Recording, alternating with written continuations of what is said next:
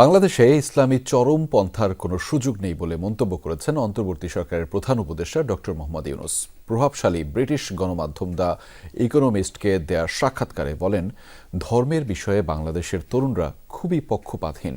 তরুণদের কারণেই বাংলাদেশে অভ্যুত্থান সম্ভব হয়েছে বলেও সাক্ষাৎকারে জানিয়েছেন প্রধান উপদেষ্টা। শ্রীলঙ্কা আবারও রপ্তানিতে শীর্ষে।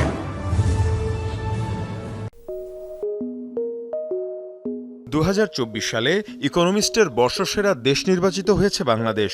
ছাত্র জনতার অভ্যুত্থানে স্বৈরাচার শেখ হাসিনা সরকারের পতন এবং বাংলাদেশে নতুন যাত্রা শুরুর বিষয়কে গুরুত্ব দেয় ইকোনমিস্ট।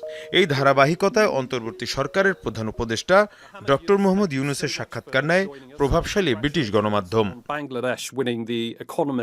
ইকোনমিস্টের বিদেশ বিষয়ক সম্পাদক প্যাট্রিক ফুলিসের প্রশ্নের জবাবে ডক্টর ইউনূস বলেন, সত্যিকার অর্থে বড় একটি পরিবর্তন এসেছে বাংলাদেশে। ছাত্রদের কারণেই এই অভ্যুত্থান সম্ভব হয়েছে বলেও জানান তিনি। We feel very proud that we really made a big change because of the student uprising that took place. And from then on, we are saying we are creating a new Bangladesh.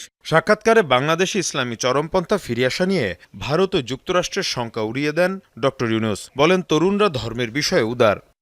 I can assure you that's not taking place at all. These are very enthusiastic young people. They are very neutral about their religion. They want to create a new Bangladesh. Young people can change the whole world. It's not about changing one country or the other country.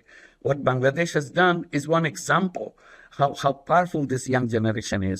অন্তর্বর্তী সরকারের লক্ষ্য বাস্তবায়নে তরুণ উপদেষ্টারা অব্যাহত প্রচেষ্টা চালিয়ে যাচ্ছেন বলে জানান প্রধান উপদেষ্টা ডক্টর মোহাম্মদ ইউনূস।